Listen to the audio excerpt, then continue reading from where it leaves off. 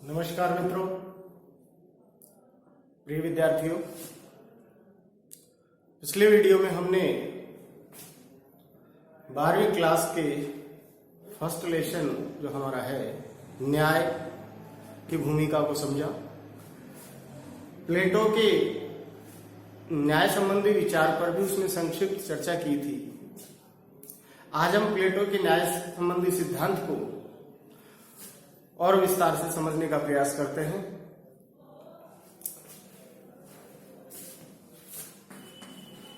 प्लेटो का न्याय संबंधी विचार।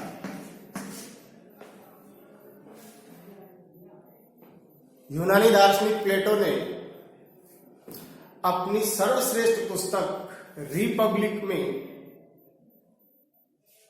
न्याय संबंधी सिद्धांत दिया है। प्लेटो की जो सर्वश्रेष्ठ पुस्तक है उसका नाम है रिपब्लिक।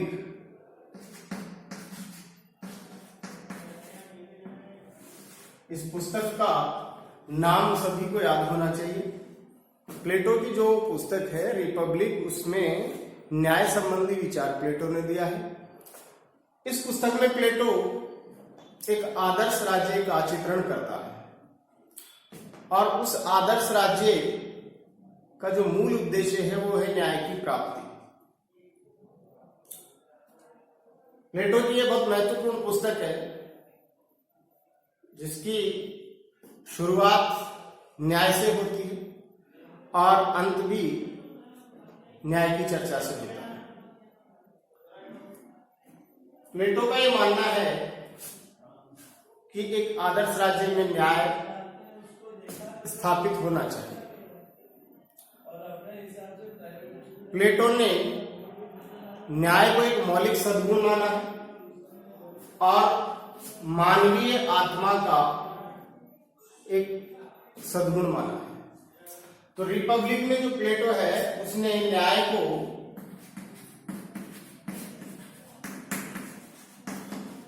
मानवीय आत्मा का गुण माना है।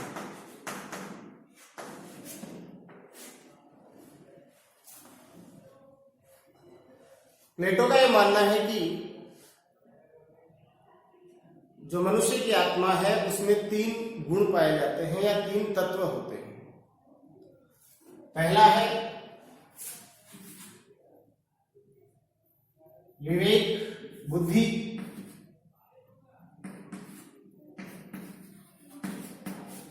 दूसरा है शौर्य और तीसरा है तृष्णा। प्लेटो ने मनुष्य की आत्मा में 3 गुण माने हैं, बुद्धि, शौर्य और तृष्णा। दूसरे नाम भी इनको प्लेटो ने दिया है। बुद्धि को प्लेटो विवेक कहता है, शौर्य को साहस,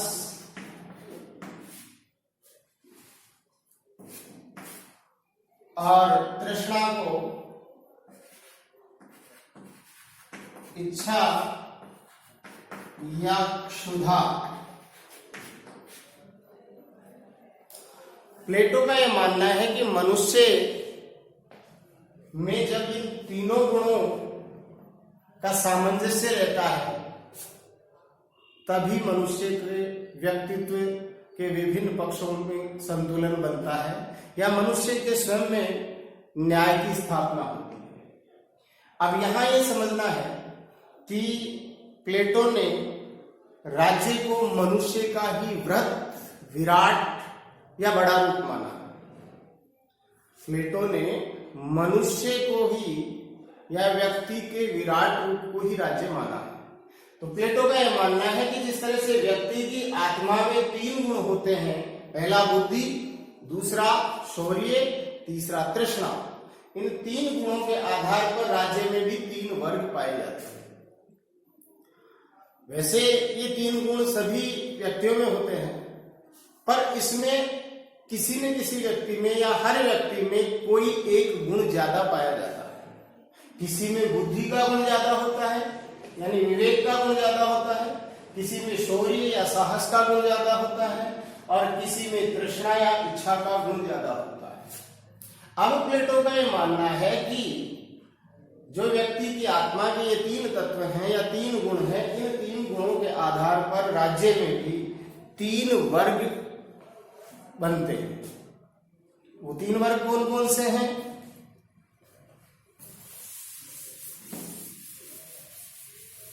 पहला जो प्लेटो ने मनुष्य की आत्मा का गुण बताया वो बुद्धि या विवेक है।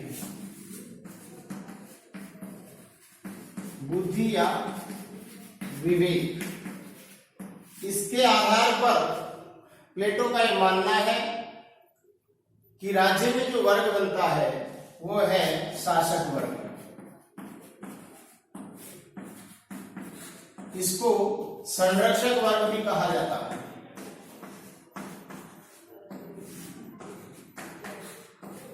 दूसरा जो मनुष्य की आत्मा का दूसरा तत्व बताया है प्लेटो ने, वो है शौर्य या साहस। शौर्य या साहस, इस गुण के आधार पर राज्य में जो दूसरा वर्ग बनता है वो है सैनिक वर्ग।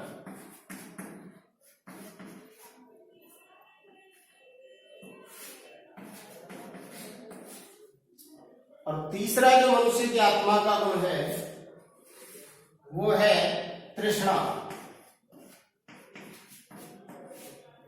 या इच्छा। तृष्णा या इच्छा के आधार पर जो राज्य में वर्ग बनता है वो है उत्पादक वर्ग।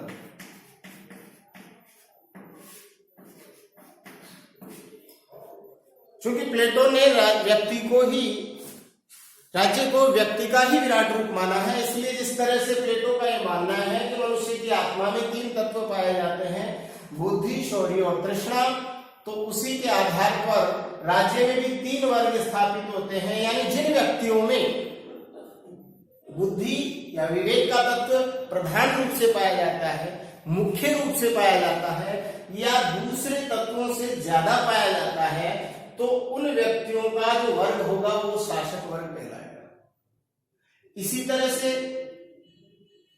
मनुष्य की आत्मा का जो दूसरा गुण है शौर्य या साहस, वो जिन व्यक्तियों में प्रधान होता है, मुख्य तत्व होता है, या दूसरे तत्वों से बुद्धि या तृष्णा से ज्यादा होता है, शौर्य या साहस का तत्व, तो ऐसे व्यक्ति सैनिक वर्ग के में शामिल होते हैं।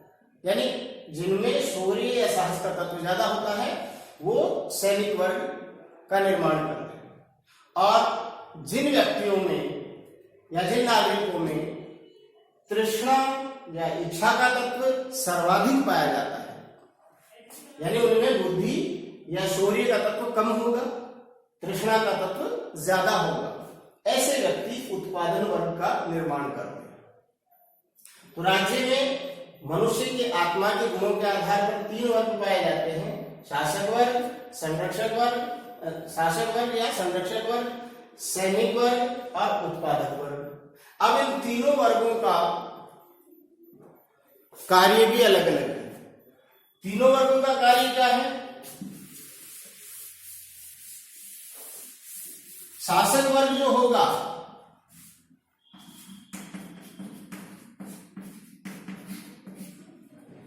उसका कार्य होगा शासन करना। शासन करना यानी आदर्श राज्य पर वही व्यक्ति शासन करे जिसमें विवेक का गुण मुख्य रूप से होता है। दूसरा जो वर्ग है वो प्लेटो के अनुसार सैनिक वर्ग है। सैनिक वर्ग का प्लेटो के आदर्श राज्य में कार्य होगा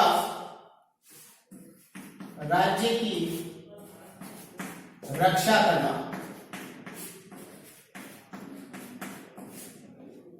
और तीसरा जो वर्ग होगा वो है उत्पादक वर्ग। उत्पादक वर्ग का कार्य होगा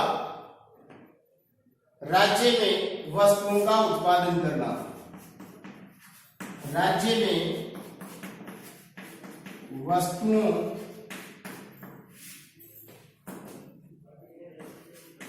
का उत्पादन करना।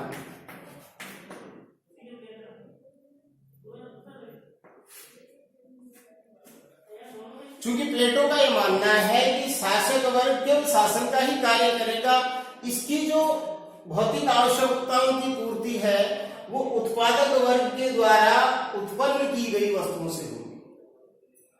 सैनिक वर्ग जो है वो राज्य की रक्षा का कार्य करेगा, युद्ध करेगा, सुरक्षा करेगा राज्य की। तो इसकी जो सैनिक वर्ग की भौतिक आवश्यकताएं हैं उनकी पूर्ति उत्पादक वर्ग के द्वारा उत्पन्न की गई वस्तुओं से होगी। यानी प्रत्येक व्यक्ति अपना अलग अलग कार्य करेगा। चूंकि प्लेटो के न्याय सिद्धांत की मूल बात यही है, या न्याय का जो प्लेटो ने अर्थ दिया है वो यही है कि प्रत्येक व्यक्ति अपना निर्धारित या निर्दिष्ट कार्य करे और दूसरों के कार्यों में हस्तक्षेप न करे। मैं फिर दोहरा रहा हूं इस बात को कि प्लेटो के न्याय सिद्धांत का जो अर्थ है या प्लेटो का न्याय से जो अर्थ है वो है कि प्रत्येक व्यक्ति अपने निर्धारित या निर्दिष्ट कार्य को ही करे, दूसरों के कार्यों में अनावश्यक हस्तक्षेप नहीं करे। क्योंकि दूसरों के कार्यों में हस्तक्षेप करने से राज्य में न्याय स्थापित नहीं हो सकता। क्योंकि प्लेटो का यह मानना है कि चाहे व्यक्ति के निजी जीवन में या राज्य में अगर संतुलन नहीं रहता है, दूसरों के कार्यों में हस्तक्षेप किया जाता है या दूसरे गुणों जो मुख्य गुण है उसके अनुसार व्यक्ति अपने निजी जीवन में भी कार्य नहीं करता, तो वो अनिष्टकारी है, विनाशकारी है। इसलिए प्लेटो का यह मानना है कि मनुष्य की आत्मा में भी 3 गुण हैं। शासक वर्ग में बुद्धि या विवेक का गुण होता है और उसका काम होता है शासन करना। सैनिक वर्ग में चूंकि शौर्य या साहस का गुण मुख्य होता है, उसका काम है राज्य की रक्षा करना। उत्पादक वर्ग जिसमें तृष्णा, क्षुधा या इच्छा का गुण ज्यादा होता है, उसका काम है राज्य में वस्तुओं का उत्पादन करना। इस तरह से राज्य में 3 वर्ग और तीनों वर्गों के अलग अलग कार्य हैं। प्लेटो का यह मानना है कि प्रत्येक व्यक्ति को अपने निर्धारित कार्य क्षेत्र की परिधि में रहकर ही कार्य करना चाहिए। जैसा हम पूर्व में समझ चुके हैं कि वैसे प्रत्येक व्यक्ति में या प्रत्येक व्यक्ति की आत्मा में तीनों गुण पाए जाते हैं, लेकिन जिस व्यक्ति की आत्मा में जो मुख्य गुण होता है उसके अनुसार वो व्यक्ति उसी वर्ग का सदस्य बनता है।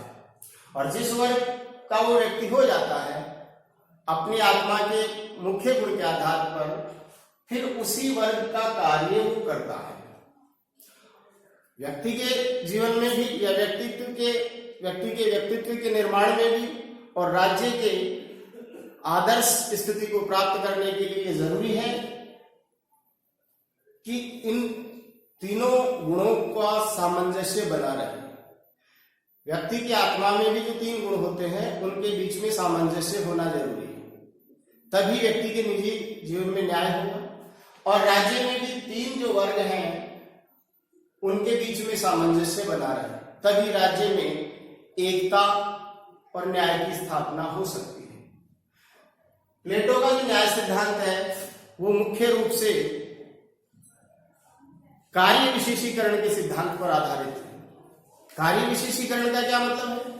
इसका अर्थ है कि जिस वर्ग के लिए जो कार्य निर्धारित किया गया है व्यक्ति वही कार्य करे, और इस प्रकार अपना अपना कार्य करते हुए प्रत्येक व्यक्ति राज्य के निर्माण में, समाज के आदर्श स्थिति के निर्माण में अपना योगदान दे।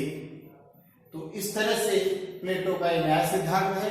अगले वीडियो में हम अरस्तु के न्याय सिद्धांत को समझेंगे, क्योंकि मोस्टली 12वीं क्लास के लिए है ये, इसलिए हम ज्यादा और गहराई में न जाके यहीं पर अपने वीडियो को या इस प्रयास को संपन्न करते हैं। धन्यवाद।